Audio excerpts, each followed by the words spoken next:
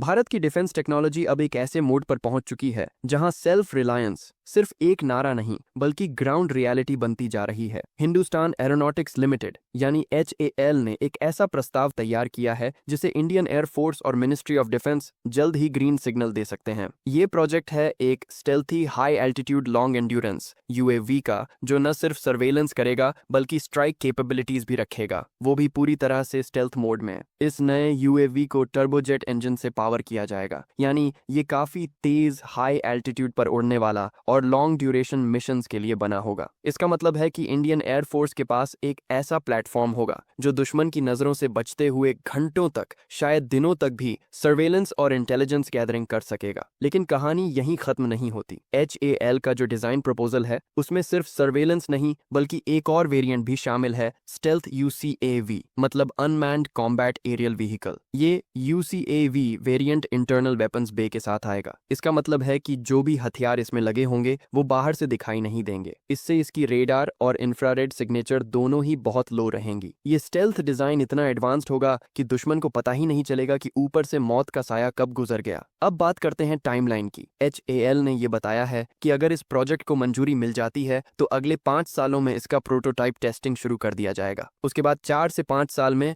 Developmental trials और production clearance का काम पूरा हो जाएगा। यानी लगभग 1 दशक के अंदर भारत के पास अपना indigenous stealth high altitude long endurance UAV और UCAV वेरिएंट होगा। ये सिर्फ एक ड्रोन नहीं होगा बल्कि ये भारत के स्ट्रेटेजिक कैपेबिलिटीज में एक क्रांतिकारी बदलाव लेकर आएगा। भारत के जो बॉर्डर एरियाज हैं, चाहे वो चाइना के साथ LAC हो या पाकिस्तान के साथ LOC, वहां ऐसी अनमैन्ड सिस्टम्स की जरूरत हमेशा से महसूस की जाती रही है। हाई एल्टीट्यूड सर्वेलेंस से लेकर पिन पॉइंट स्ट्राइक्स तक ये प्लेटफॉर्म इंडियन एयरफोर्स को अनमैच्ड एडवांटेज देगा। और खास बात यह है कि ये पूरा सिस्टम भारत में ही डिजाइन और डेवलप किया जाएगा। इसका मतलब है ना, सिर्फ हमारी मिलिट्री कैपेबिलिटी बढ़ेगी बल्कि डिफेंस मैन्युफैक्चरिंग इकोसिस्टम को भी बहुत बड़ा बूस्ट मिलेगा। DRDO पहले से ही कुछ स्टेल्थ UAV और UCAVs पर काम कर रहा है, जैसे टापस और घातक प्रोग्राम, लेकिन HAL का ये नया स्टेल्थ HALE UCAV प्लेटफॉर्म एक नई लीग में खड़ा हो सकता है। एक और चीज जो गौर करने वाली है वो है इसका स्ट्रेटेजिक इम्पैक्ट। अभी तक भारत को हाई एंड स्टेल्थ ड्रोन्स के लिए अमेरिका जैसे देशों की तरफ देखना पड़ता था, लेकिन अब इंडिजिनस कैपेबिलिटीज की वजह से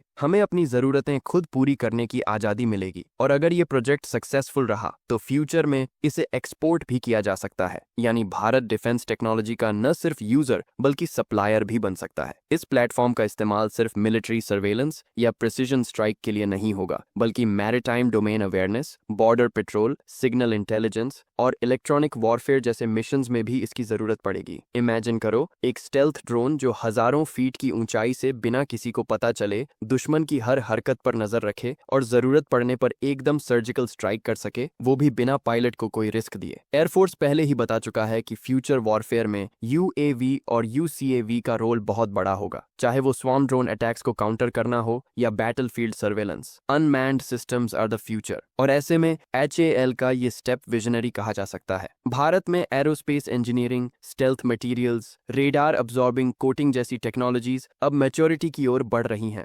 HAL का ये प्रोजेक्ट उस तकनीकी क्षमता का प्रैक्टिकल शोकेस बन सकता है। इससे न सिर्फ इंडियन एयरफोर्स को फायदा होगा बल्कि देश की टेक्नो इंडस्ट्रियल इकोसिस्टम को भी नई दिशा मिलेगी। तो कुल मिलाकर ये नया स्टेल्थ HAL, UAV और UCAV भारत के डिफेंस फ्यूचर का वो चेहरा है जो आज तक हमने सिर्फ ग्लोबल सुपर पावर्स के पास देखा था।